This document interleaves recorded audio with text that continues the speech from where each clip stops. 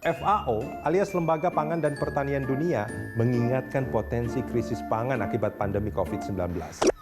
Setiap negara pengekspor pangan pasti akan mengutamakan kebutuhan domestik.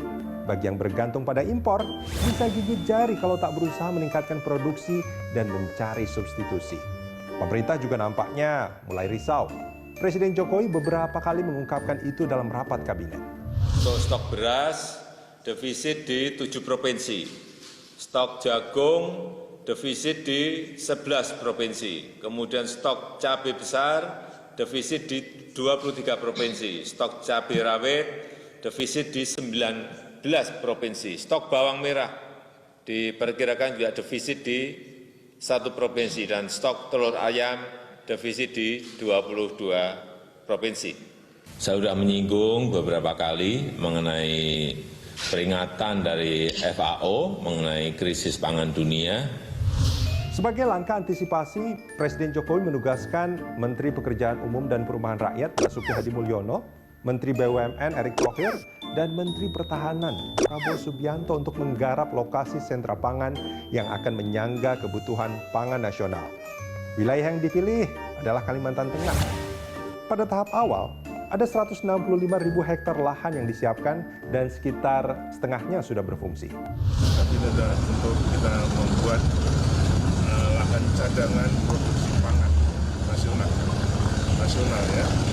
Jadi karena ada prediksi kekeringan oleh FAO, ada prediksi kekurangan pangan dunia oleh FAO. Kita harus siap-siap. Kenapa Menteri Pertahanan juga dilibatkan dalam program yang berurusan dengan pangan dan pertanian? Kenapa bukan Menteri Pertanian misalnya? Tapi Presiden pasti punya pertimbangan. Oh, barangkali ada hubungannya dengan ketahanan pangan. Sebetulnya lahan yang digunakan adalah bekas program gagal di era Soeharto. Barangkali ada yang masih ingat dengan program lahan 1 juta hektar.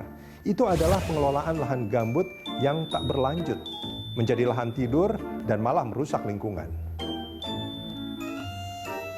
Kegagalan mencetak sawah di lahan gambut era Orde Baru tentu harus jadi pelajaran berharga. Ternyata membuka lahan untuk pertanian tak mudah.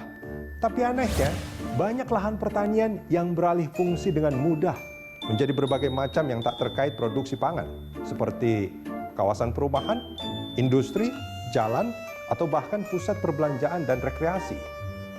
Rata petani kita tak memiliki lahan atau kecil sekali, tak mencapai setengah hektar.